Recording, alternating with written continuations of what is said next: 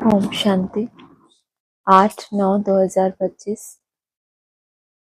मीठे बच्चे, पुण्य आत्मा बनने के लिए जितना हो सके अच्छा कर्म करो, ऑलराउंडर बनो, दैवी गुण धारण करो। प्रश्न है, कौन सी मेहनत करने से तुम बच्चे पद्मा पदमपति बनते हो? सबसे बड़ी मेहनत है क्रिमिनल आई को सिविल आई बनाना। आंखें ही बहुत धोखा देती हैं। आंखों को सिविल बनाने के लिए बाप ने युक्ति बतलाई है कि बच्चे आत्मिक दृष्टि से देखो, देह को नहीं देखो। मैं आत्मा हूं, यह अभ्यास पक्का करो। इसी मेहनत से तुम जन्म जन्मांतर के लिए पदमपति बन जाएंगे।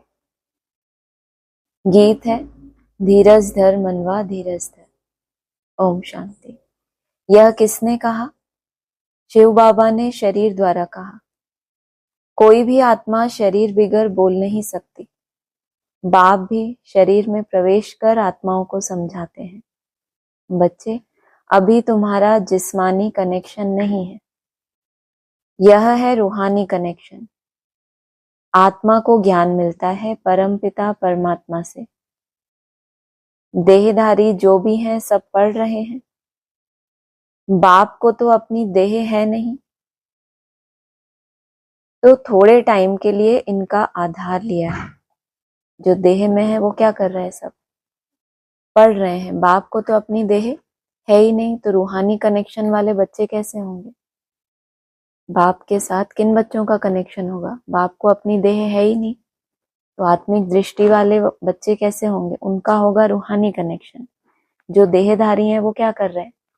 पढ़ रहे हैं कि हमारी क्या बने? आत्मिक दृष्टि बने। बाप को तो अपनी देह है नहीं, तो थोड़े टाइम के लिए इनका आधार लिया है। अब बाप कहते हैं अपने को आत्मा निश्चय कर बैठो। बेहद का बाप हम आत्माओं को समझाते हैं, उनके बिगर ऐसे कोई समझा न सके। आत्मा आत्मा को कैसे समझाएगी? आत्माओं को समझाने वाला परमात्मा चाहिए, उनको कोई भी जानते नहीं। त्रिमूर्ति से भी शिव को उड़ा दिया है।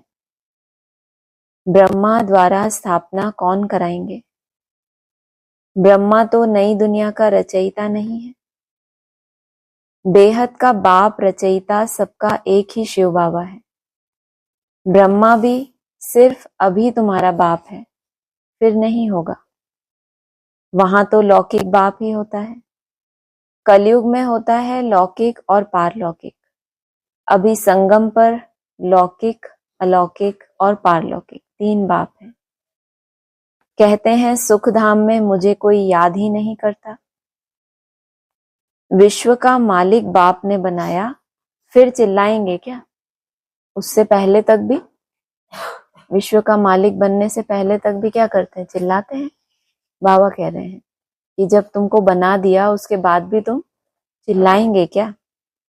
वहां और कोई खंड नहीं होते, सिर्फ सूर्यवंशी ही होते हैं। चंद्रवंशी भी बाद में आते हैं।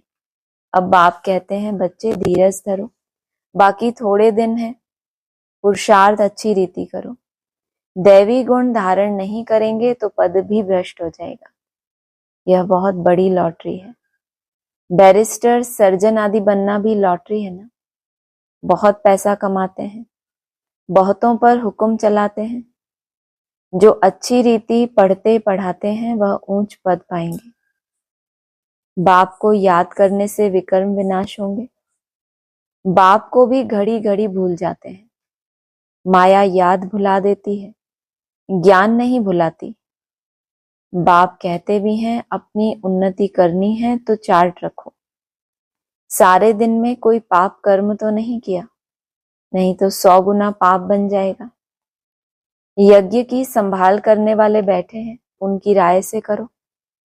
कहते भी हैं जो खिलाओ जहां बिठाओ, तो बाकी और आशाएं छोड़ देनी है, नहीं तो पाप बनता जाएगा। किस बात से? क्या बोला? जो खिलाएं जहां बिठाएं, उसके अलावा और कोई आश रखी तो क्या होगा? पाप बन जाएगा। नहीं रखना, अभी तो क्या समझा था? इच्छा तुम्हें अच्छा नहीं बनने देगी। चलो अच्छा नहीं बन पाए तो कोई बात नहीं, लेकिन कम से कम बोझ तो ना चढ़े। पाप चढ़ा तो क्या बने फिर, और ही पाप आत्मा बन जाएंगे। आत्मा पवित्र कैसे बनेगी? यज्ञ में कोई भी पाप का काम नहीं करना, यहाँ तुम पुण्य आत्मा बनते हो। चोरी चकारी आदि करना पाप है ना, माया की प्रवेशता है। ना योग में रह सकते हैं, ना ज्ञान की धारणा करते हैं। चोरी कौन सी करते हैं? क्या चोरी करते हो क्या? कोई कौन चोरी करता है? कोई चोरी करता है? कोई ऐसा सच्चा बच्चा नहीं है हाथ उठाने वाला? ओह, क्या चोरी करते हो? जी चुराते हैं बस। कहाँ भेज देते हैं जी को? चोरी करना मना। बाबा ने क्या बोला है? सभा में अपना पूरा पोता मिल देने वाला कोटों में कोई एक ही होता है, तो बाकी सब क्या हो गए? गलती कर रहे हैं, छुपा रहे हैं तो क्या है?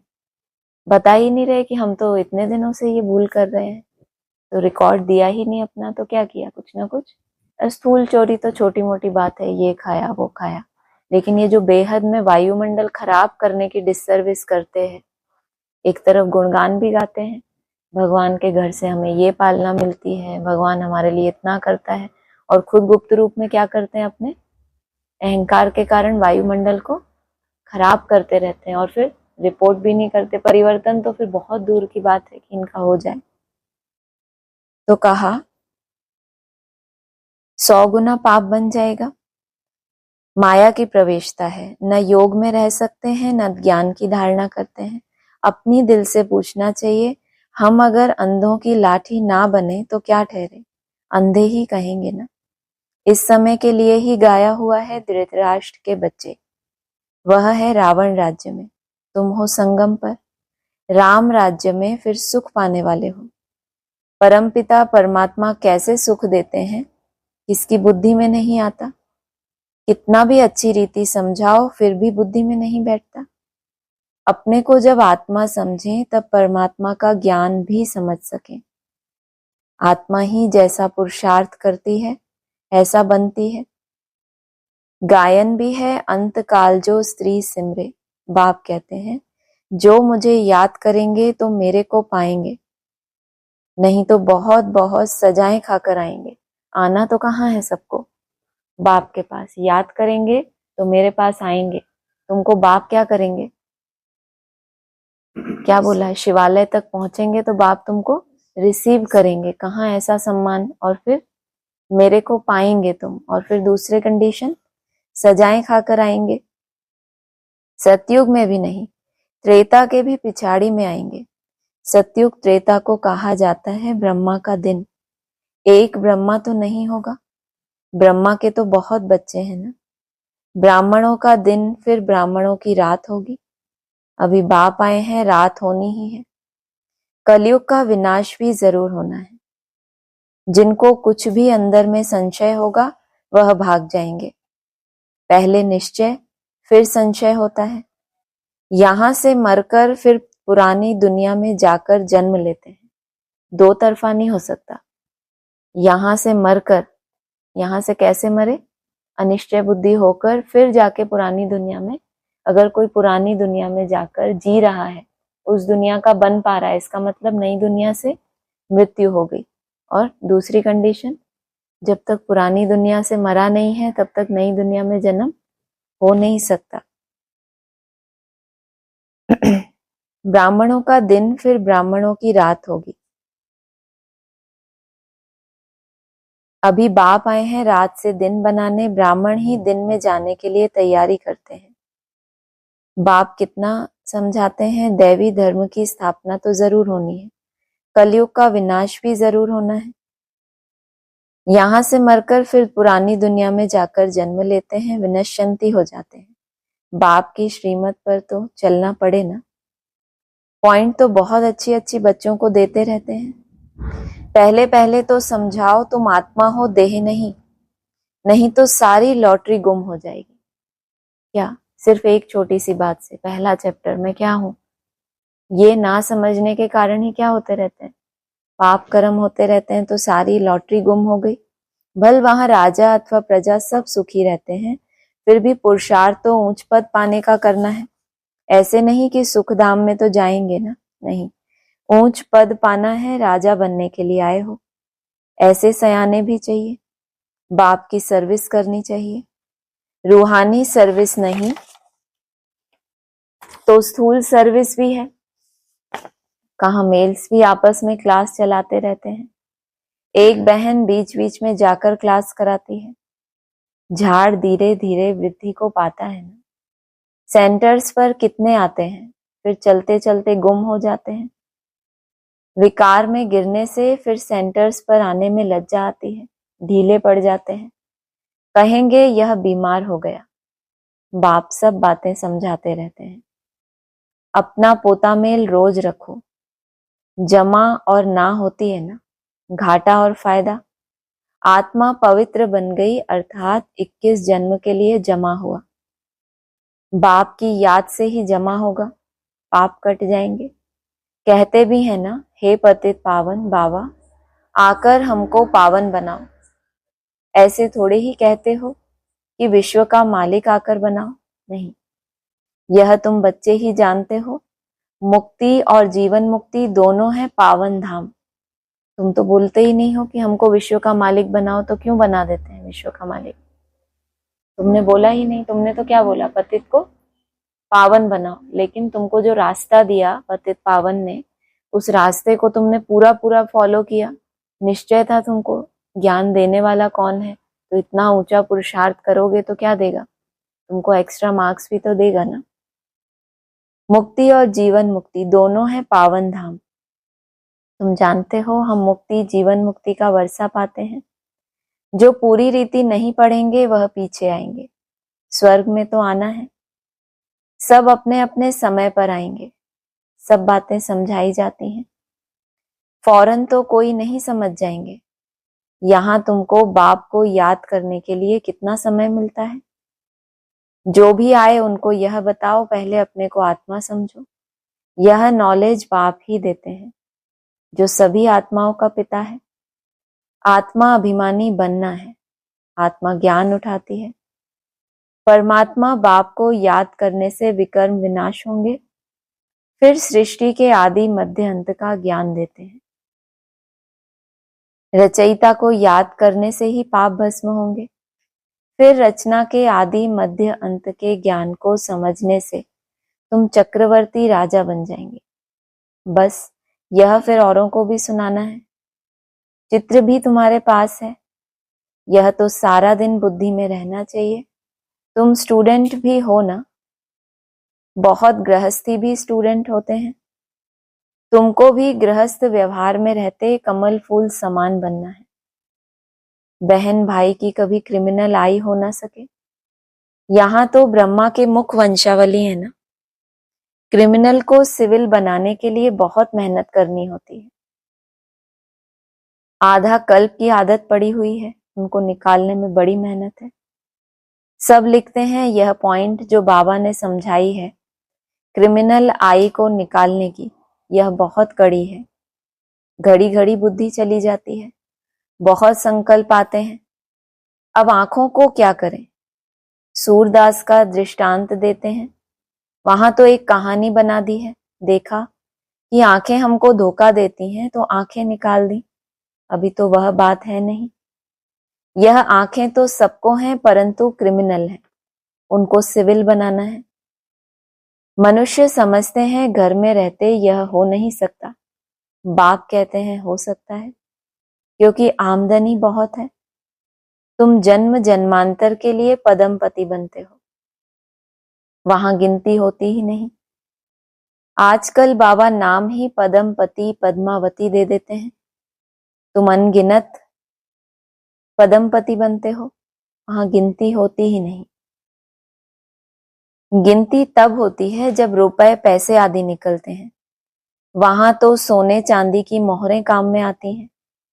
आगे राम सीता के राज्य की मोहरें आदि मिलती हैं, बाकी सूर्यवंशी राजाई की कभी नहीं देखी। क्या मोहरें? सबसे पुराने सिक्के रामचंद्र के राज्य के मिलते हैं। सिक्का चलाना माना अपनी राजाई चलाना, कहते हैं ना बड़ा सिक्का जमाया हुआ है, माना कंट्रोलिंग करना। सतयुग में किसी को कंट्रोल करने की दरकार ही नहीं रहती, वहां सब क्या होता है, स्वतः ही अनुशासन में रहते हैं। तो सूर्यवंशी राजाई की कभी नहीं देखी, चंद्रवंशी की देखते ही आए। पहले तो सब सोने के सिक्के ही थे, फिर चांदी के, यह तांबा आदि तो पीछे निकला है। अभी तुम बच्चे बाप से फिर वर्षा लेते हो। सतयुग में जो रस्म रिवाज चलनी होगी वह तो चलेगी ही, तुम अपना पुरुषार्थ करो। स्वर्ग में बहुत थोड़े होते हैं, आयु भी बड़ी होती है, अकाले मृत्यु नहीं होती। तुम समझते हो हम काल पर जीत पाते हैं, मरने का नाम ही नहीं, उसको कहते हैं अमर लोक। यह है मृत्यु लोक। अमर लोक में हाहाकार होती नहीं, कोई बूढ़ा मरेगा तो और ही खुशी होगी कि जाकर छोटा बच्चा बनेंगे। यहाँ तो मरने पर क्या होता है, खुश होते हैं बहुत, रोने लगते हैं कि अब क्या होगा, और थोड़ा जी जाएं और थोड़ा। उनको अपना अगला जन्म थोड़ी पता है कि ये इतना बीमारी वाला तामसी शरीर है, इसको छोड़ के हम कहाँ जाएं सतो प्रधान शरीर में, क्योंकि खुद को आत्मा नहीं समझते। तुमको कितना अच्छा ज्ञान मिलता है, कितनी धारणा होनी चाहिए। औरों को भी समझाना पड़ता है। बाबा को कोई कहे हम रूहानी सर्विस करना चाहते हैं, बाबा झट कहेंगे भल करो। बाबा कोई को मना नहीं करते। ज्ञान नहीं है तो बाकी अज्ञान ही है। अज्ञान से फिर बहुत डिसर्विस करते हैं। सर्विस तो अच्छी रीति करनी चाहिए ना, तभी लॉटरी मिलेगी। बहुत भारी लॉटरी है। अज्ञान से क्या करते हैं, बहुत डिसर्विस करते हैं। चलो किसी को ज्ञान सुनाना नहीं आता तो वो नहीं दूसरों को ज्ञान सुनाता, उससे किसी को क्या तकलीफ। कैसे डिसर्विस होती है अज्ञान से? हाँ, अपनी चलन से। ज्ञान को दूसरों को नहीं सुना रहे कोई बात नहीं, लेकिन अपने जीवन में भी यूज नहीं कर रहे। अज्ञानियों जैसी चलन है तो क्या कर रहे, डिसर्विस के निमित्त बन रहे ना। तो कहा ज्ञान नहीं है तो बाकी अज्ञान ही है। सर्विस तो अच्छी रीति करनी चाहिए तभी लॉटरी मिलेगी। बहुत भारी लॉटरी है, यह है ईश्वरीय लॉटरी। तुम राजा रानी बनेंगे तो तुम्हारे पोत्रे पोत्रियां सब खाते आएंगे। यहाँ तो हर एक अपने कर्मों अनुसार फल पाते हैं। कोई बहुत धन दान करते हैं तो राजा बनते हैं, तो बाप बच्चों को सब कुछ समझाते हैं। यहाँ तो क्या है, अपना कर्म किया उसका पुण्य मिलेगा, और तुम जब करोगे तो तुम्हारी अनेक पीढ़ियों को, क्या कहते हैं, कितनी पीढ़ियां तार देते हो, 21 पीढ़ियां तुम्हारी सुख पाती हैं। माना तुम्हारा पुण्यों का स्टॉक इतना ज्यादा हो कि तुम्हारे कुल में जिसने जन्म भी लिया तो वो भी बहुत भाग्यवान आत्मा हुई, तो तुम्हारे पुण्यों का कुछ ना कुछ फल किसको मिलेगा, उसको भी मिलेगा। लेकिन यहाँ क्या होता है, इस तामसी दुनिया में हर एक अपने अपने कर्म भोगते रहते हैं।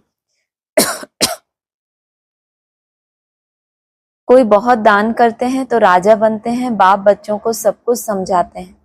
अच्छी रीति समझकर और धारणा करनी है, सर्विस भी करनी है। सैकड़ों की सर्विस होती है। कहाँ कहाँ भक्ति भाव वाले बहुत अच्छे होते हैं। बहुत भक्ति की होगी तब ज्ञान भी जचेगा, चेहरे से ही मालूम पड़ता है। सुनने से खुश होते रहेंगे। क्या क्या बोला, सुनने से खुश होते रहेंगे या सोते रहेंगे? कोई एक ही बात हो सकती है। जिनकी बुद्धि में ज्ञान एकदम फिट होता जाता है कि ये बात तो ऐसे ऐसे होती है, ये बात तो क्या होंगे, ज्ञान सुनकर खुश होंगे। नहीं तो क्या होगा, रोज ही बाबा क्या करते हैं, रोज वही बात बोलते हैं, अपने को आत्मा समझ, बाप को याद करो। कितना अंतर है। बाबा क्या कहते हैं, बाप रोज क्या करते हैं, तुमको नई नई पॉइंट्स देते रहते हैं। और बच्चे क्या कहते हैं, तो बुद्धि घिसी पिटी है या बाप की मुरली घिसी पिटी है? बुद्धि की बात है ना, उनको क्या लगता है। नहीं तो बच्चों के लिए क्या बोला, बहुत भक्ति की होगी तभी ज्ञान भी जचेगा, चेहरे से ही मालूम पड़ता है, सुनने से खुश होते रहेंगे। जो नहीं समझेंगे वह तो इधर उधर देखते रहेंगे, और दूसरा आंखें बंद करके बैठेंगे। इसमें लिखा है, मैं नहीं बोल रही, 2 निशानियां हैं। क्या, इधर उधर देखते रहेंगे और दूसरा आंखें बंद करके बैठे रहेंगे। बाबा सब देखते हैं। किसी को लगता है बाबा कहाँ है, बाबा तो क्या करते हैं, सब कुछ देखते रहते हैं, किसको सिखलाते नहीं हैं तो गोया समझते कुछ नहीं, एक कान से सुन दूसरे से निकाल देते हैं। अभी यह समय है बेहद के बाप से बेहद के वर्षा लेने का, जितना लेंगे जन्म जन्मांतर कल्प कल्पांतर मिलेगा, नहीं तो फिर पीछे बहुत पछताएंगे। फिर सबको साक्षात्कार होगा। हमने पूरा पढ़ा नहीं, इसीलिए पद भी नहीं पा सकेंगे, बाकी जाकर क्या बनेंगे, नौकर चाकर साधारण प्रजा। यह राजधानी स्थापन हो रही है, जैसा जैसा करते हैं उस अनुसार फल मिलता है। नई दुनिया के लिए सिर्फ तुम ही पुरुषार्थ करते हो। मनुष्य दान पुण्य करते हैं, वह भी इस दुनिया के लिए, यह तो कॉमन बात है। हम अच्छा काम करते हैं तो उसका दूसरे जन्म में अच्छा फल मिलेगा।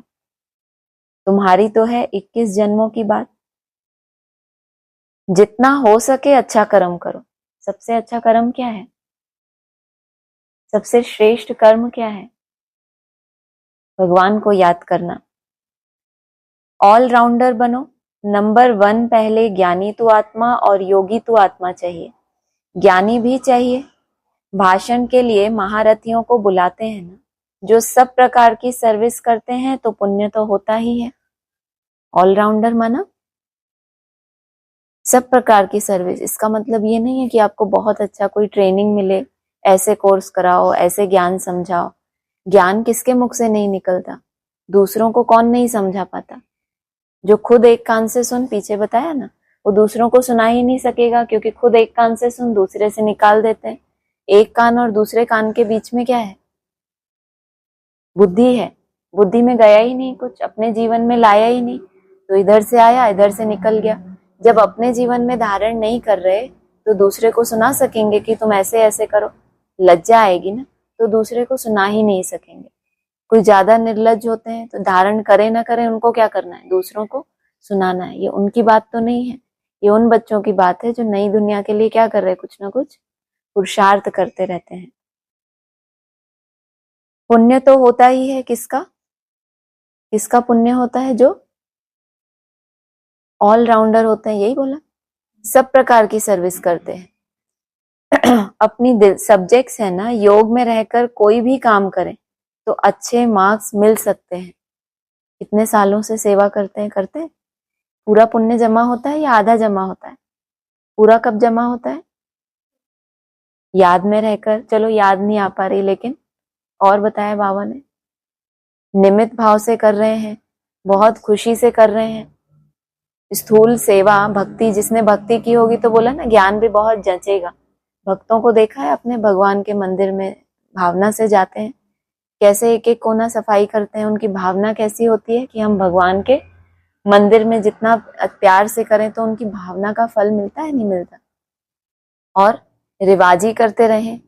प्रैक्टिकल में जब भगवान आए, उसके घर की सेवा रिवाजी हालत में करें, मजबूरी में करें, तो कहेंगे बुद्धि में वो भावना है। चलो याद तो बात की बात है, अच्छी भावनाएं ही नहीं है तो फिर याद आ सकती है? खराब भावनाएं हैं, गुस्सा आ रहा है, ये सेवा पड़ी है, ये कब करेंगे, ये वो, तो फिर भगवान की याद वो तो बहुत दूर चली गई ना। याद से पहले क्या चाहिए? शुद्ध भावनाएं चाहिए यज्ञ सेवा के लिए, कि इस एक एक सेवा से क्या हो रहा है, हड्डी हड्डी सेवा से क्या हो रहा है, मेरे बहुत विकर्म विनाश हो रहे हैं। कब तक? जब तक हम रूहानी सर्विस, कौन सी है रूहानी सर्विस? 8 घंटे क्या हो जाए तुम्हारी मन बुद्धि एकाग्रता के लिए अच्छे से अच्छा पुरुषार्थ कर पाओ। जब तक वो नहीं है तो स्थूल सर्विस को करना, सिर्फ करना या फिर दिल से करना, कितना फर्क हो गया? तो पुण्य जमा हुआ ना। अपनी दिल से पूछना चाहिए, हम सर्विस करते हैं या सिर्फ खाते हैं और सोते हैं? खाना क्या होता है? भोजन कौन सा होता है आत्मा का? दूसरा मन का भोजन क्या है? क्या करता है मन? हर समय संकल्पों में रमण करता है। तो कैसा खाते हैं? बाबा ने क्या बताया था? गौशाला में कृष्ण की गौएं कितना फर्स्ट क्लास भोजन करती हैं। तो कौन सी गौएं हो? राम की सेना के बंदर हो या कृष्ण की गौशाला की गौएं हो? तो उनका भोजन संकल्पों का कैसा होना चाहिए? और सोते रहते हैं मना, अभी पीछे बताया था। अज्ञान की नींद में सो रहे हैं, कोई रियलाइजेशन ही नहीं है कि कैसे वायुमंडल दूषित हो रहा है मेरे संकल्पों से, उन्हीं गंदे संकल्पों का भोजन कर रहे हैं और अज्ञान की नींद में सो रहे हैं। और यज्ञ से स्थूल पालना भी तो ले ही रहे हैं ना, वो तो नहीं छोड़ रहे। तो क्या हो रहा है, बेहद में और हद में बैलेंस बिगड़ता है ना। स्थूल पालना अच्छे से अच्छी मिले आपको, और सूक्ष्म जो आपको करना है, शुद्ध संकल्पों का भोजन और ज्ञान में हमेशा जागृत, वो ना कर पाओ तो लेना ज्यादा हो गया या देना ज्यादा हो गया। बैलेंस जैसे ही 50 से 51% पाप के खाते में बढ़ा तो क्या होता है फिर, विमान आपको कहाँ ले जाएंगे, रह ही नहीं सकेंगे। क्योंकि अब क्या हो गया, पाप का बैलेंस बढ़ गया, घुटन होने लगेगी कि बाहर जाऊं, वहां ज्यादा अच्छा है, यहाँ से मरकर फिर पुरानी दुनिया में जन्म लेते हैं। तो कुछ किया है ना, वो किया हुआ बहुत स्थूल है क्या, सबने एक जैसा खाया, जो खर्चा हुआ सबके ऊपर एक जैसा ही हुआ, कोई टिका है कोई निकल पड़ा, क्यों ऐसा, बैलेंस बिगड़ गया।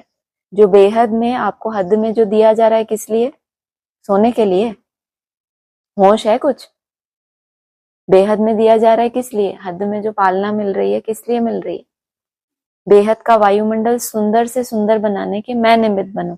अगर उसमें खलल पड़ता है अपने विकारों के कारण, अपने क्रोध के कारण, तो क्या कहेंगे, बैलेंस। स्थूल तो हम पूरा ले रहे हैं, उसमें कोई कमी नहीं छोड़ रहे, और सूक्ष्म में जैसा हमको अच्छा लगेगा वैसा करेंगे, तो क्या कहें, बैलेंस। समझ आ रहा है कुछ। तो कहा सिर्फ खाते हैं सोते हैं, यहाँ तो यह पढ़ाई है और कोई बात नहीं। तुम मनुष्य से देवता, नर से नारायण बनते हो, सिवाय पढ़ाई के अगर और कोई बातें और कोई स्वभाव संस्कार जो पुरानी दुनिया का है, जैसे लौकिक में लोग स्वभाव संस्कार डीलिंग करते हैं, कुछ भी अगर पढ़ाई के अलावा आपका है, तो यहाँ उसके अलावा जो भी होगा वो टिकेगा नहीं। सिर्फ पढ़ाई है और कुछ भी नहीं। तुम मनुष्य से देवता, नर से नारायण बनते हो। अमर कथा तीजरी की कथा है यही एक। मनुष्य तो सब झूठी कथाएं जाकर सुनते हैं, तीसरा नेत्र तो सिवाय बाप के कोई दे न सके। अभी तुमको तीसरा नेत्र मिला है, जिससे तुम सृष्टि के आदि मध्य अंत को जानते हो। इस पढ़ाई में कुमार कुमारियों को बहुत तीखा जाना चाहिए। चित्र भी है, कोई से पूछना चाहिए गीता का भगवान कौन है। मुख्य बात ही यह है, भगवान तो एक ही होता है जिससे वर्षा मिलता है मुक्ति धाम का। हम वहां रहने वाले हैं, यहाँ आए हैं पाठ बजाने। अब पावन कैसे बने, यह स्मृति, कौन सी स्मृति, हम रहने वाले कहाँ के हैं, बाप के साथ रहने वाले हैं। हम परम धाम में पड़े रहने वाले नहीं है, मार खा के चले गए वहां पड़े हैं परम धाम में जड़वत होके। क्यों पड़े हैं, कि चलो उतना टाइम कोई पाप तो नहीं कर रहे। हम कैसे हैं, पुण्य आत्मा बनकर याद से भगवान के घर में जाकर उसके साथ रहने वाले, कि वो कैसा है, उसकी दुनिया कैसी है। पतित पावन तो एक ही बाप है। आगे चलकर तुम बच्चों की अवस्था भी बहुत अच्छी हो जाएगी। किन बच्चों की हो जाएगी, किसको निश्चय है कि आगे चलकर सब हो जाएगा, अभी की बात नहीं है। किसको निश्चय है, अभी की बात नहीं है, आगे चलकर हमारी अवस्था बहुत अच्छी हो जाएगी। कौन ऐसा निश्चय से कह पाएगा,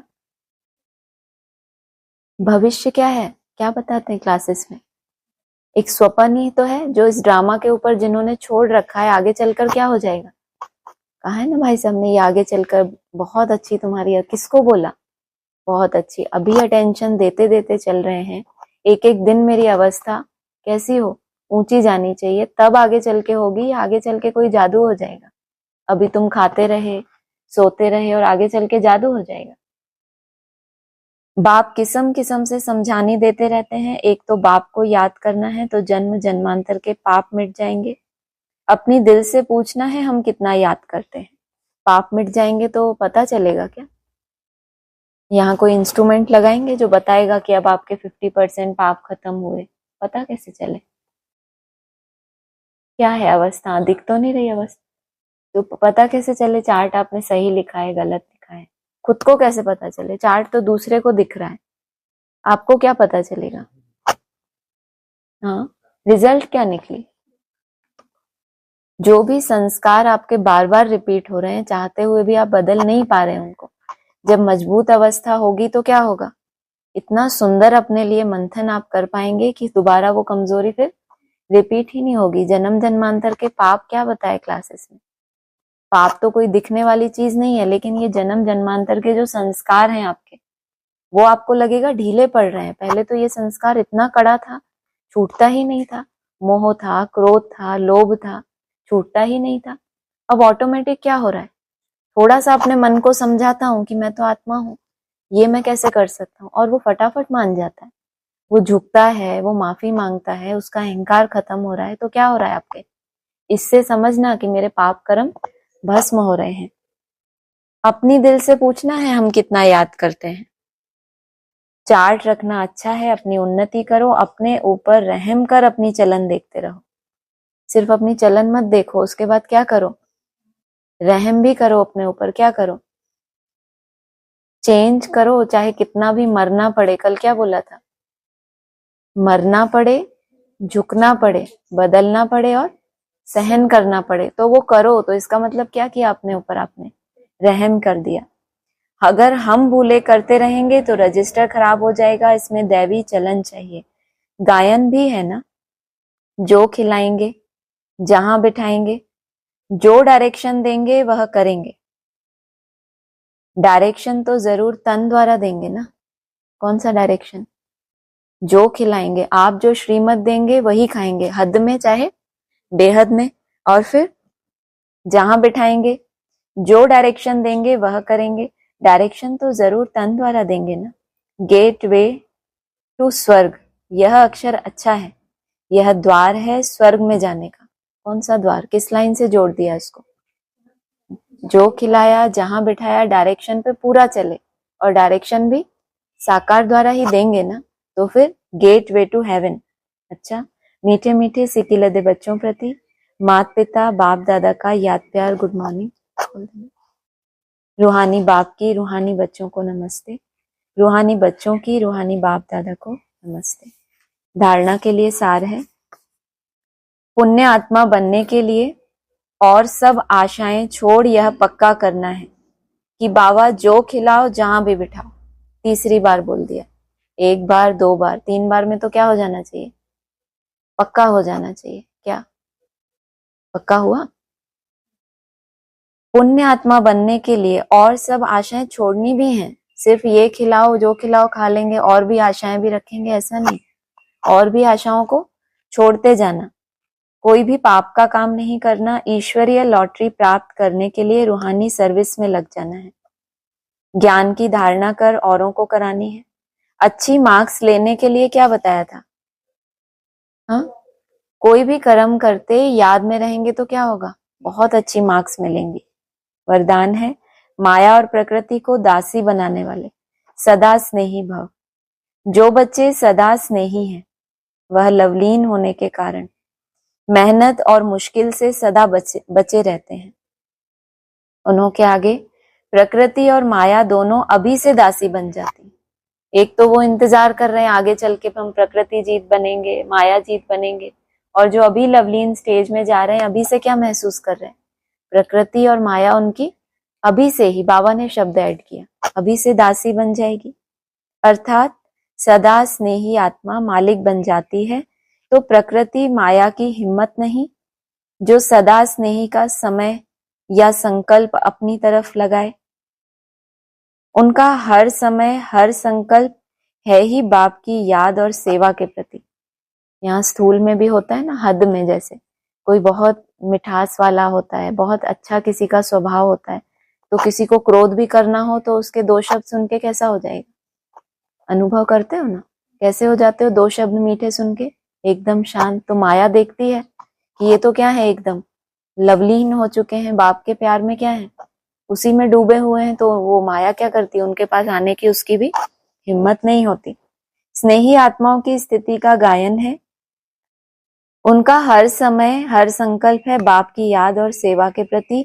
स्नेही आत्माओं की स्थिति का गायन है, एक बाप दूसरा ना कोई, बाप ही संसार है। तो रिजल्ट क्या आएगी, हर संकल्प कैसा होगा, या तो बाप की याद के प्रति या फिर सेवा के प्रति। वे संकल्प से भी अधीन नहीं हो सकते। स्लोगन है, नॉलेजफुल बनो तो समस्याएं भी मनोरंजन का खेल अनुभव होंगी। माना जब नॉलेज फुल हो तो उससे रिजल्ट क्या निकली कि समस्या तो तब भी आएगी। कल क्या बोला था, माया तो अंत तक भी आना छोड़ेगी नहीं, लेकिन आप क्या बन जाओगे, क्या शब्द बोला था कल, समाधान स्वरूप। स्वरूप आपका कैसा बन जाएगा, समाधान का स्वरूप। जब कोई समस्या है तभी तो आपका वो स्वरूप प्रत्यक्ष होगा ना। अव्यक्त इशारे हैं, कलयुगी तमो प्रधान, जड़ जड़ीभूत पुराने वृक्ष को भस्म करने के लिए संगठित रूप में फुल फोर्स से योग ज्वाला प्रज्वलित करो। लेकिन ऐसी ज्वाला स्वरूप की याद तब रहेगी जब याद का लिंक सदा जुटा रहेगा। निरंतर याद के बाद क्या होगा, ज्वाला रूप याद। उससे पहले निरंतर लिंक क्या होगा, किसी भी ना किसी तरह से संकल्पों के रूप में। निसंकल्प हो गए तो कैसी याद हो गई, एकदम पावरफुल ज्वाला स्वरूप हो गई। लेकिन ज्वाला स्वरूप होने से पहले क्या बताया, क्या बताया, वो तो बाद में, उससे पहले लिंक जुटा रहेगा। माना संकल्पों से या तो बाप के प्रति संकल्प होगा या फिर कुछ ना कुछ अव्यक्त स्थिति तो कहेंगे ना इसको। इसके बाद ही क्या होगा, ज्वाला रूप की अवस्था। अगर बार बार लिंक टूटता है तो उसे जोड़ने में समय भी लगता, मेहनत भी लगती और शक्तिशाली के बजाय कमजोर हो जाते हो। कमजोरी कब फील होती है, जब बार बार लिंक टूटता है और बार बार आप जोड़ते हो तो क्या फील करते हो। लेकिन वो अभ्यास आपको क्या बनाएगा, अगर अभ्यास ही छोड़ दिया कि जब लिंक जुड़नी होगी तो जुड़ जाएगी, तो उससे क्या होगा, फिर तो कभी भी शक्तिशाली बन ही नहीं सकते। ये तो आप कमजोर होते हो क्योंकि आपने अपनी एनर्जी लगाई है उस एनर्जी को लेने के लिए जिससे आपको संपूर्ण शक्ति मिलनी है। तो संपूर्ण शक्तिवान बनने के लिए थोड़ी सी शक्ति लगाना, तो उसको नहीं कहेंगे कि हम हमेशा के लिए कमजोर हो गए। ओम शांति।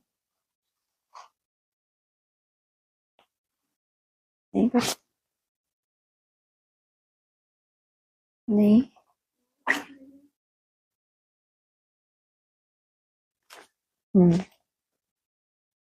8:166 ब्रह्मा को पतित कहेंगे बच्ची? नहीं, क्योंकि ब्रह्मा तो सूक्ष्म वतन का है, परंतु यह कहते भी हैं प्रजापिता ब्रह्मा, क्योंकि वो सूक्ष्म वतन में भी होगा। अभी फर्क क्या होगा ये तो तुम जानते हो। क्या कंट्रास्ट किया, ब्रह्मा तो सूक्ष्म वतन का है परंतु यह कहते भी हैं प्रजापिता ब्रह्मा, क्योंकि वो स्थूल वतन में भी होगा। और ब्रह्मा कहाँ है, यहाँ भी है ब्रह्मा और फिर सूक्ष्म वतन में है। अभी फर्क क्या होगा ये तो तुम जानते हो, इस पिता ब्रह्मा में और उस ब्रह्मा में फर्क ये भी कोई नहीं जानते। अभी तुम समझते हो ये जो पतित है सो पावन बन फरिश्ते बन जाएंगे, सूक्ष्म वतनवासी, जहां हमारी हड्डी नहीं रहती। पीछे वो सूक्ष्म वतन भी गुम हो जाता है, फिर बाकी जाकर हम आत्मा रहते हैं। सोचो, शास्त्रों में भी ये लिखा हुआ है कि आत्मा इस लोक से जितना पुण्य करके कहाँ जाती है, सूक्ष्म लोक में। सूक्ष्म लोक में भी आत्मा कुछ ना कुछ पुरुषार्थ करती है। सूक्ष्म, वो पुरुषार्थ कैसा होता है, सूक्ष्म पुरुषार्थ होता है। और वहां से जब ट्रांसफर होती है तो कहाँ पहुंचती है, परम धाम पहुंचती है। माना फिर वो अपने कारण शरीर में होती है। ये शास्त्रों की बातें हैं। और वही बाबा ने यहाँ क्या बताया, पहले सूक्ष्म वतन तक पहुंचेंगे, जो सूक्ष्म वतन में ब्रह्मा को दिखाया। और यहाँ जो ब्रह्मा है, जब ये सूक्ष्म वतनवासी बन जाएगा तो क्या नहीं रहेगा, हड्डी। पूरा शरीर जल जाता है, मांस जल जाता है, फिर भी मांस क्या होता है, पहले तो बाबा कहता है चमड़ी। चमड़ी माना देहभान, तो देहभान हट भी गया, जल भी गया, फिर भी हड्डी कितनी कड़क होती है, कितना सूक्ष्म इंटरनल, जो संस्कारों के आधार से अनेक जन्मों के। ये चमड़ी तो इस जन्म में मिली है ना, ये तो समाप्त हो जाए तो कोई, लेकिन वो जो हड्डी है, इसका मतलब आपका सूक्ष्म अहंकार, सूक्ष्म वतन में फिर क्या होता है, वो भी नहीं रहती। और उसके बाद फिर सूक्ष्म वतन भी गुम हो जाएगा, बाकी जाके क्या रहेगा, क्या रहेगा बाकी, यही नहीं मालूम। बाकी जाके आत्मा रहती है। तो कहा अभी तुम समझते हो सूक्ष्म वतन गुम हो जाता है, बाकी जाकर हम आत्मा रहते हैं। अभी तो सूक्ष्म वतन में बहुत जाते हैं, पिछाड़ी में तो आना जाना बहुत तकड़ा तकड़ा हो जाएगा। तकड़ा तकड़ा माना बहुत जल्दी जल्दी। अभी तो बहुत मेहनत करके थोड़ी देर के लिए सूक्ष्म वतनवासी बने, ड्रिल करते हो ना अभी के लिए, तो थोड़ी बहुत देर ड्रिल में रमन किया, इस श्लोक का सब कुछ भूल गए, कभी कभार ऐसा होता होगा। बाद में क्या होगा? बहुत स्पीड, आपने संकल्प किया कि मैं तो यहाँ हूं ही नहीं, तो बस हूं ही नहीं बिल्कुल, तो बहुत स्पीड बढ़ जाएगी। क्योंकि अभी तो हम जैसे कि मूल वतन के दर पर आकर पहुंचेंगे ना। जब आपकी सूक्ष्म वतन की स्पीड बढ़ जाए तो समझो आप कहाँ पहुंचे हैं। सूक्ष्म वतन से आगे क्या है? मूल वतन। अब आपने सूक्ष्म वतन की बहुत स्पीड में पहुंचने लगे, तो अब नेक्स्ट स्टेशन कहाँ पे है? मूल वतन का। सूक्ष्म वतन पीछे तो मूल वतन तो सामने खड़ा है। पीछे हम यहाँ लौट करके आएंगे। कितनी लंबी यात्रा है। लंबी यात्रा कहाँ की बताई थी उस दिन मुरली में? अमरलोक की। मूल वतन की यात्रा कहाँ है? इतनी मेहनत यात्रा करके वहां पहुंचते हो, और फिर अमरलोक की यात्रा बहुत बड़ी यात्रा है, बहुत लंबी यात्रा है बोला था। और उसके बाद फिर कहाँ आएंगे? लौट कर यहाँ आएंगे। बाबा कहते हैं भाई साधारण, मैं गरीब के तन में नहीं आया हूं। वो भी बताए देते हैं भाई साधारण, गरीब के तन में नहीं, कैसे के तन में? साधारण। हम भी कहते हैं एक साहूकार होगा, 5-10 साधारण होगा, बाकी गरीब होगा। क्यों? इसकी क्या जरूरत है? एक साहूकार, 5-10 साधारण, और फिर बाकी सब गरीब। क्यों ऐसा? साहूकार की जरूरत किस लिए है? अरे ये नहीं मालूम। स्थूल साहूकारी की जरूरत किस लिए है? भट्टी बननी थी, इतने समर्पित हो गए आके, तो उनकी पालना के लिए कोई साहूकार नहीं चाहिए, तो एक कौन चाहिए? साहूकार। 5-10 क्या चाहिए?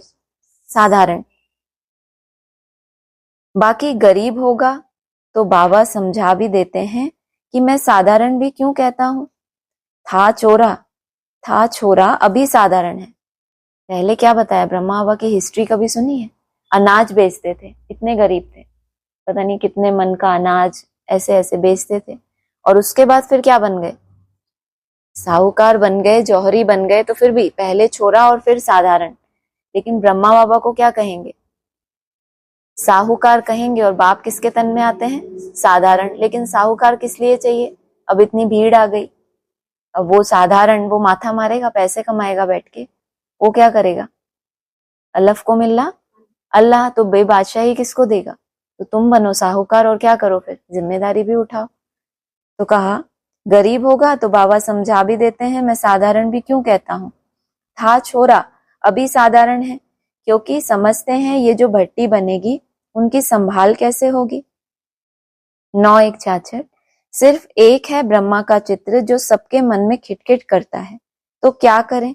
कौन सा ब्रह्मा? ब्रह्मा किसको रखें? तो क्या वहां सूक्ष्म वतन में तो नहीं गिर पड़ेंगे? नीचे जैसे नाटकों में दिखलाते हैं ना, भाई विष्णु भी ऊपर से उतरते हैं। जिस एक मूर्ति की प्रत्यक्षता हो जाती है, जब उसका नाम वाला हो जाता है तब की बात ठीक है। जब शुरुआत होती है यज्ञ की, जब ओम मंडली बनी, तो कितना विरोध हुआ? किसका? ब्रह्मा बाबा का। इनको क्यों रखा है? कोई देहदारी को क्यों?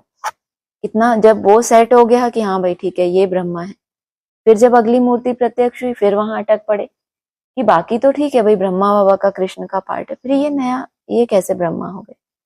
फिर वहां तक मान लिया किसी किसी ने, सबने तो उनको भी नहीं माना। उनका रूप तो एक ही बार देखने में आता है, बोला ना, वो भी थोड़े समय के लिए। अब कपाट खुले तो कितने भक्त दर्शन कर पाएंगे, और फिर बंद हो गए, फिर वो मूर्ति गुप्त हो गई, तो कितने थोड़ों ने देखा। तो खिटखिट कहाँ होती है सारी इनकी?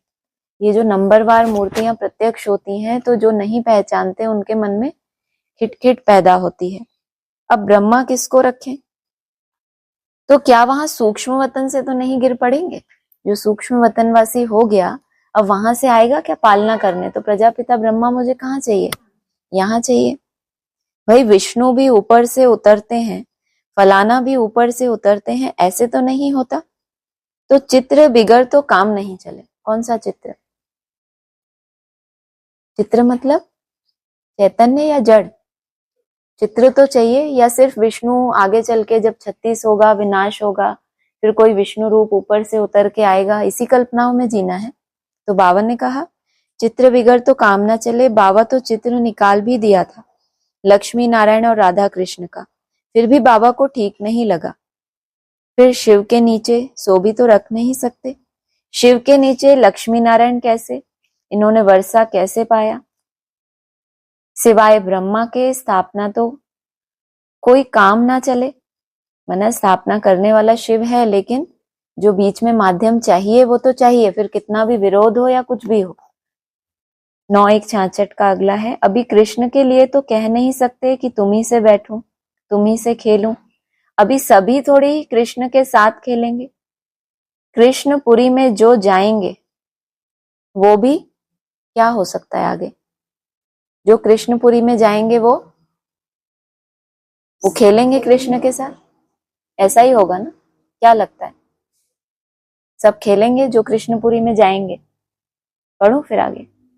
जो कृष्णपुरी में जाएंगे वो भी सब नहीं खेल सकेंगे, सब नहीं खेल सकेंगे सिर्फ जाने मात्र से। इसलिए बाबा ये भक्ति मार्ग खत्म करते हैं ना। हम सरेंडर हो गए, हम तो बैठ गए, हम तो नजदीक हैं, हमने तो जान लिया, हमने देखा, हमने पाया। आदि में भी तो गीत गाए थे ना। तो क्या कहा? कृष्णपुरी में जो जाएंगे वो भी सब नहीं खेल सकेंगे, सिर्फ जो कुटुंब के भांति बनेंगे, जो माला के दाने बनेंगे। कुटुंब कौन सा है? माला के दाने, अर्थात स्वभाव संस्कार से जितना नजदीक है, एकाग्रता में जितना नजदीक पहुंचे तो क्या बने? माला के दाने बने, तब कहलाएंगे कुटुंब के भांति। नहीं तो क्या हो गया? हद का कुटुंब। बेहद का कुटुंब क्या है? माला के दाने जब बनेंगे। जो फिर इनके साथ होंगे, जो माला के दाने बनेंगे वो ही उनसे बैठेंगे, खाएंगे, कूदेंगे, ये करेंगे, वो ही बनेंगे, है ना? जंप भी देंगे, ये भी ऐसे नहीं चलते ही रहेंगे, दौड़ते भी रहेंगे। अब भांति बन गए तुम कुटुंब के, तो हाई जंप देने का तुम्हारा भी हक, छोटी दे लो, लेकिन कूदेंगे जरूर कि हम भी एक बार देखें तो सही कैसा लगता है। जो फिर इनके साथ होंगे, ये जो ज्ञान है झट शुरू हो जाता है, क्योंकि बुजुर्ग है ना, छोटा थोड़े ही है। कृष्ण तो जन्म लिया, वो तो जब बड़ा हो तब कुछ ज्ञान की बात निकले। ये तो आने से ही शुरू कर देते हैं। कौन? कैसे? प्रैक्टिकल में कौन? राम बाप के लिए कहेंगे। 69 में आए और आते से ही क्या हुआ? मन बुद्धि में क्या पड़ गया? तभी से मुरलियों का मंथन बदल गया, चैलेंज कर दिया टीचर्स को भी, या टाइम लगा 10-20 साल, उसके बाद ज्ञान देना शुरू किया। आते ही क्या हुआ? क्यों? क्योंकि क्या है? क्या बताया यहाँ पे? बुजुर्ग है, जन्म जन्मांतर की कैसी आत्मा है? पवित्रता वाली आत्मा है। तो ऐसा नहीं कि पहले बच्चा हो फिर बड़ा हो। जन्म जन्मांतर क्या किया है? भारत को ऊंचा उठाया है, थमा है, गाइड है, गुरु बना है सबका। तो यहाँ भी आएगा तो क्या होगा? बुजुर्ग होना माना, बुजुर्ग जब हो जाते हैं तभी उनको क्या कहा जाता है? ये गुरु हैं, हमारे बड़े बुजुर्ग हैं। तो मन बुद्धि के हिसाब से बोला, शरीर के हिसाब से नहीं।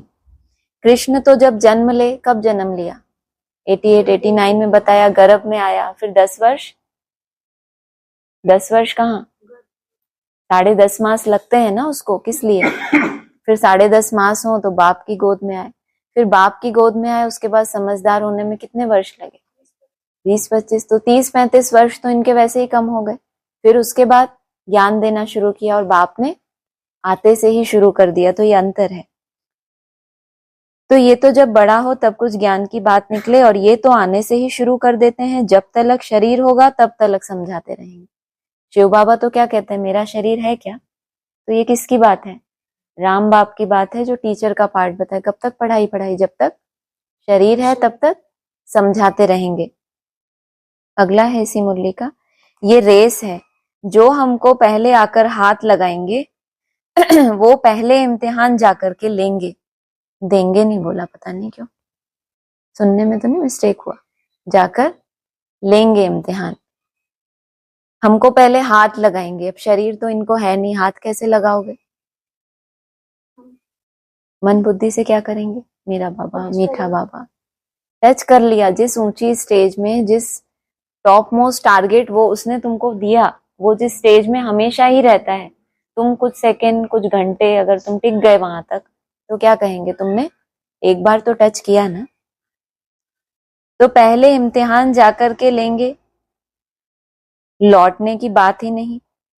वहां तो स्कूल में जाकर के हाथ लगाकर फिर यहाँ वापस आए तो वो उसको विन करे, नहीं तो रास्ते में लौटते वक्त भी कोई थक जाते हैं, ये भी एक कंडीशन है।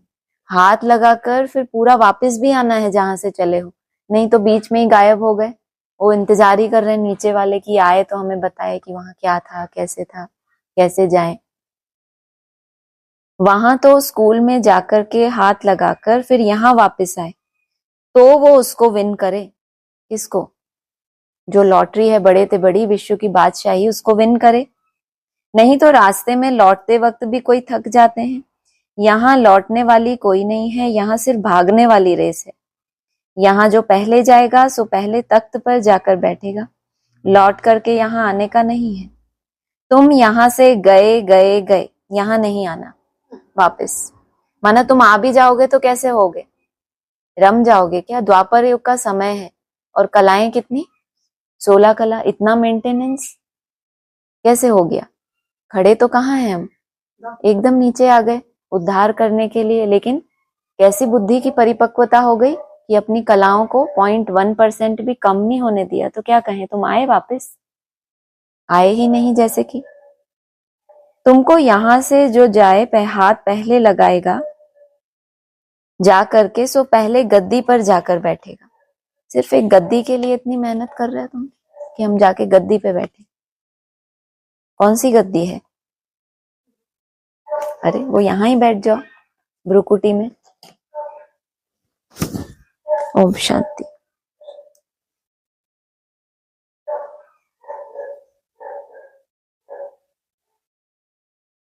ऑनलाइन किसी को बोलना है?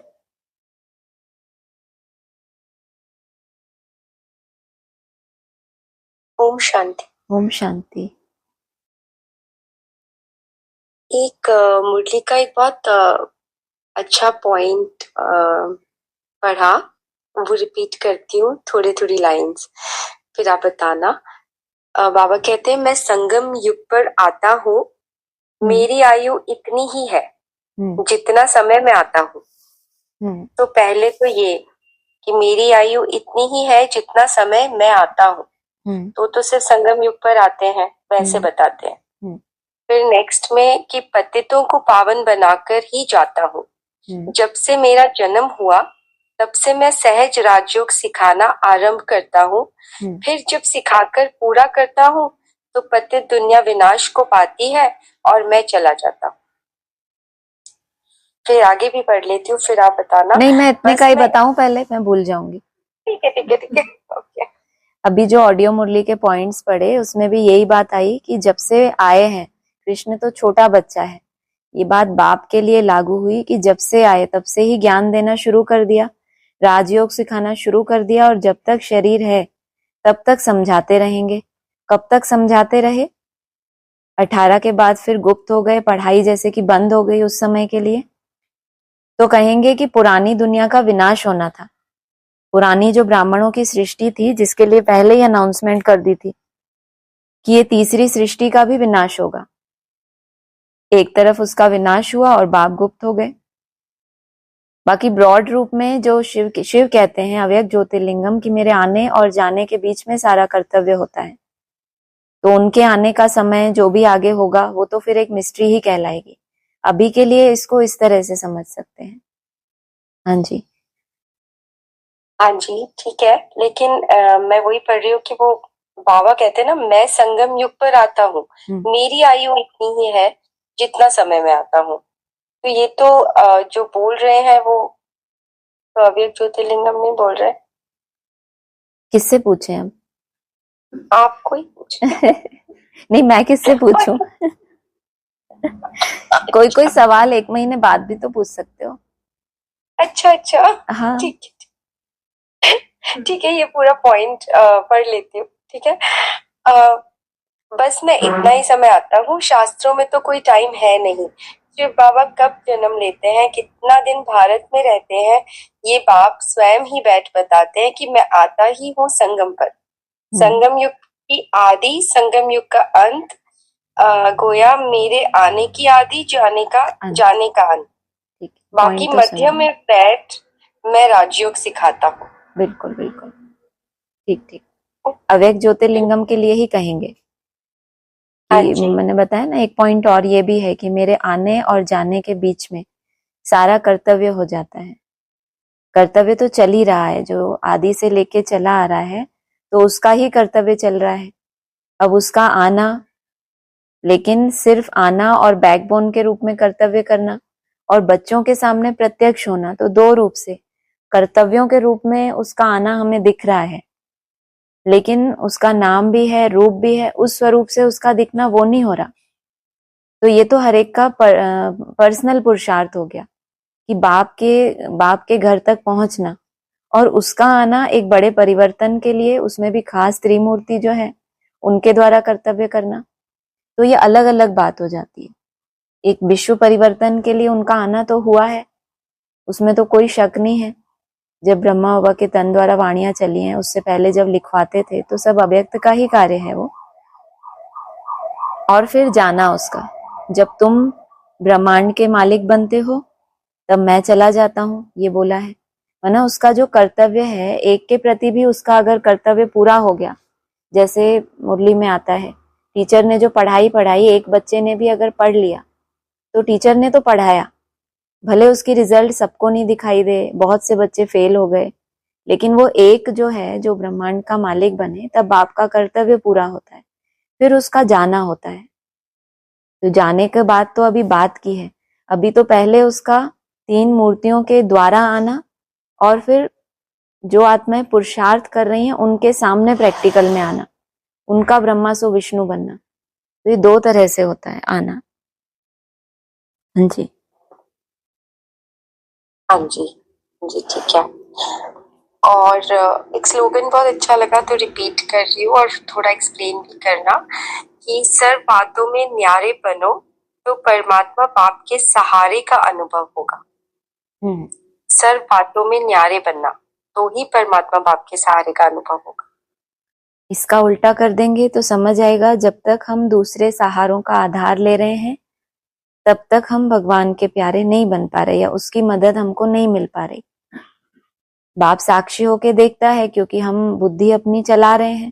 तो मन बुद्धि का जो सरेंडर होता है, तब कहते हैं कि केवल एक बाप ही सहारा है, एक बल एक भरोसा, वो स्टेज बन जाती है उस आत्मा की। जब तक कोई ना कोई सहारा ढूंढ रहे हैं तब तक कहेंगे कि उनसे न्यारा बनना है हमें, डिटैच हो जाना, माना कहीं से भी हमारा मोह भी तब तक ही होता है कहीं में जहां हमें कोई प्राप्ति होती है, ये हमारा सहयोग करेंगे, ये हमारा साथ देंगे। जब मैं पक्का हो जाएगा कि बाप ही सहयोग करता है, वही एक सहारा है मेरा, तो सबसे डिटैच हो जाएंगे, सहज हो जाएगा। हाँ जी,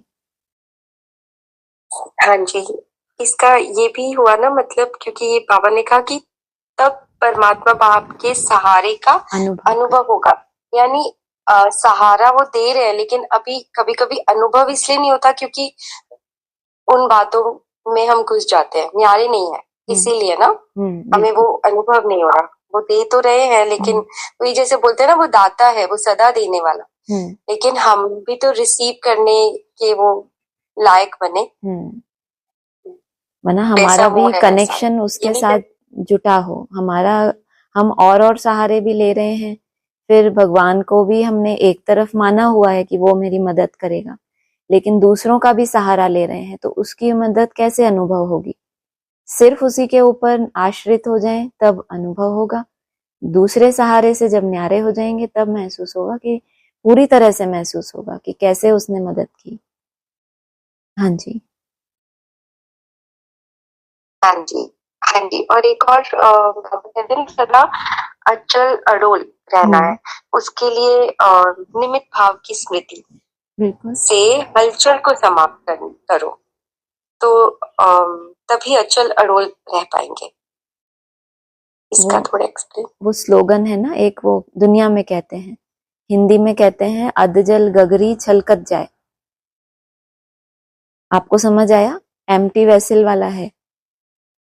हाँ जी, हाँ जी, समझी। ज्यादा आवाज होती है उसमें, है ना, वो छलकती ज्यादा है। तो जब खाली घड़ा है, उसमें कुछ ना कुछ कमी है, तो उस कमी को भरने के लिए वो बाहर से मान चाहता है, प्यार चाहता है। कमी अपने अंदर है, अपने साथ खुश नहीं है, उसको बाहर से चाहिए।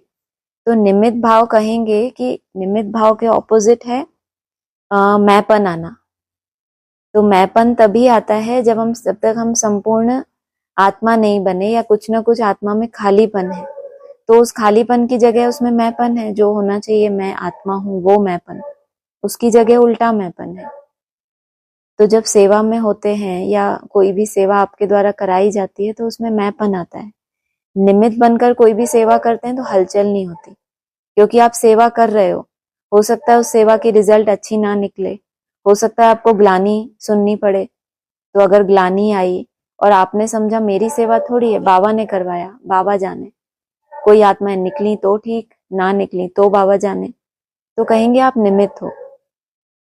नहीं तो अगर वो अधजल वाली बात है तो फिर कुछ ना कुछ उसको, उसने सेवा की है तो उसके अंदर तुरंत फल की इच्छा आएगी कि अब इतनी सेवा की है तो अब इसमें मान मिलेगा, ये होगा, इतने स्टूडेंट निकाले अब ये होगा। मतलब जब वो नहीं मिलता तो फिर स्थिति हलचल में आती है। तो अचल हम तभी बन सकते हैं जिसको गीता में कहते हैं स्थित प्रज्ञ, जो कर्म के किसी भी फल से प्रभावित ना हो। तो जरूर वो कर्तापन के भान से ही दूर हो जाता है कि मैं कर रहा हूं। तो गीता में इसको बहुत ऊंची स्टेज बताया है, कर्तापन के भान से दूर हो जाना, जबकि वो कर रहा है तो भी उसको उस कर्तापन से दूर जाना है। हाँ जी, हाँ जी, हाँ जी। तो ये कितना सुंदर आपने एक्सप्लेन किया निमित्त भाव के लिए। तो हम कहते तो हैं कि नहीं बाबा करा रहा है, मैं तो निमित्त हूँ, लेकिन ये कितनी सूक्ष्म बात है, क्योंकि बोलना एक अलग होता है और एक्चुअली में फिर वो उस कर्म से पूरी तरह से फल की इच्छा ना रखना वाला बहुत हायर स्टेज है। बिल्कुल बिल्कुल। तो निमित्त किसी को बनाया जाए, वो समझे कि मैं निमित्त हूँ, मैं निमित्त बन के ज्ञान देता हूँ, या ये उसी को, उसी की जगह किसी और को जब निमित्त बनाया जाता है तब उसकी अवस्था अगर हिल गई तो वो निमित्त था ही नहीं कभी। अगर किसी और को, भगवान का हैंड है ना, भगवान चाहे अपने इस हाथ से सेवा करे चाहे किसी और हाथ से सेवा करे, लेकिन यहाँ पर कितना भेद आता है। मैं करूंगा ये ड्यूटी, मुझे ये मिला है मेरे, अरे आप ये सोचो ना, मैं भी भगवान की हैंड हूँ, वो भी हैंड है। भगवान अपनी किसी भी भुजा से कार्य करे, इसको कहेंगे निमित्त भाव। अगर आपकी स्थिति मनसा में भी थोड़ी भी हिलती है तो कहेंगे अभी और थोड़ी महीनता की जरूरत है और पुरुषार्थ की जरूरत है। वो तो पता तब चलेगा ना जब आपको अपने उस ड्यूटी से हटाया जाए, तब भी आप निमित्त बन के करते चलो जो आपको मिले। मुझे तो समय सफल करना है ईश्वरीय सेवा में, नहीं तो सेवाओं से लगाव हो जाता है, स्थान से लगाव हो जाता है, ये स्टूडेंट मैंने निकाले, अब आपकी जगह किसी और को हेड बना दिया जाए तो आपकी अवस्था खराब। तो बहुत मोटे रूप की बात हो गई। ये तो स्थिति को परखने के लिए ऐसी ऐसी बनती हैं स्थितियां, पेपर कहेंगे इनको। हाँ जी, हाँ जी, हाँ जी। और अभी जो बताया ना आपने मैंपन की बात बताई, तो एक व्यक्तवाणी में मैंने पढ़ा कि जो बेहद के वैरागी की बाबा डेफिनेशन दे रहे थे, तो उसमें ये बताया कि मैंपन की जगह पर बाबापन आना चाहिए। बहुत अच्छा। हाँ जी, बहुत सुंदर। ठीक है, हो गया। हाँ जी, हाँ ओम जी, ओम शांति। शांति। और किसी को बोलना है कुछ?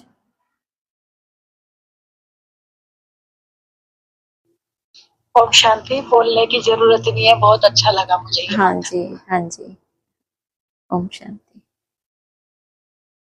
ठीक है, ओम शांति।